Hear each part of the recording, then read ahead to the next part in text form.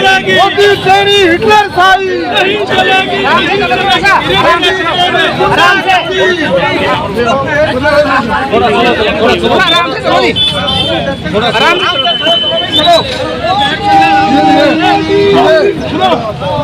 तेरी कमर तेरी कमर खुदेगी, तेरी कमर खुदेगी। हिंदुस्तान के लोकतंत्र में जो काला धब्बा लगा है, जिस प्रकार से नरेंद्र मोदी जी की तानाशाही ने यह साबित कर दिया कि हमने लोकतांत्रिक व्यवस्था में विश्वास नहीं रखना, और तमाम विपक्षी पार्टियों के कम से कम 150 सांसदों को उन्होंने निलंबित करके ये साबित कर दिया कि नरेंद्र मोदी जी हैं वो तानाशाही है और भारतीय जनता पार्टी है ये इंडिया गठबंधन से डर चुकी है। और जिस प्रकार का माहौल उन्होंने देश में बनाया है, उन्होंने ये तय कर दिया है कि हमने देश को लोकतंत्र की तरफ नहीं तानाशाही की तरफ हमने लेके जाना है।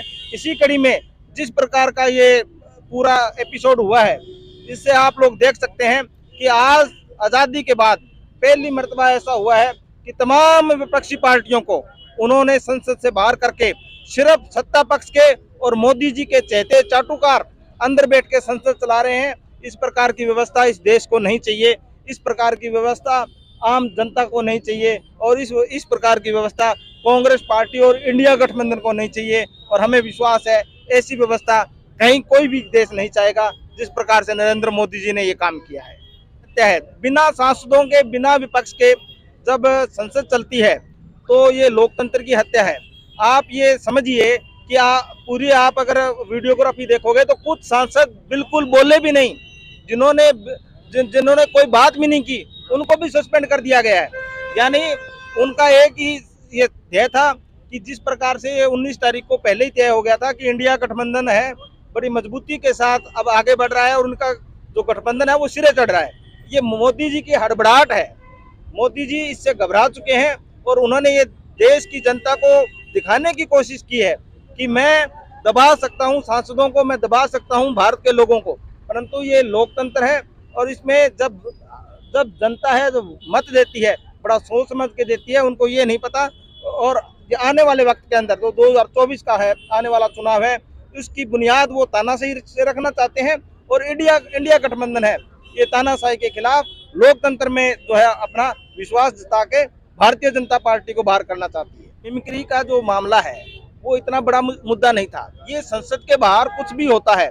बहुत से सांसद मोदी जी क्या करते हैं, उनके जो नेता है किस प्रकार से राहुल गांधी के प्रति और सोनिया जी के प्रति उन्होंने किस प्रकार से वो जो है अभद्र भाषा भी प्रयोग करते हैं।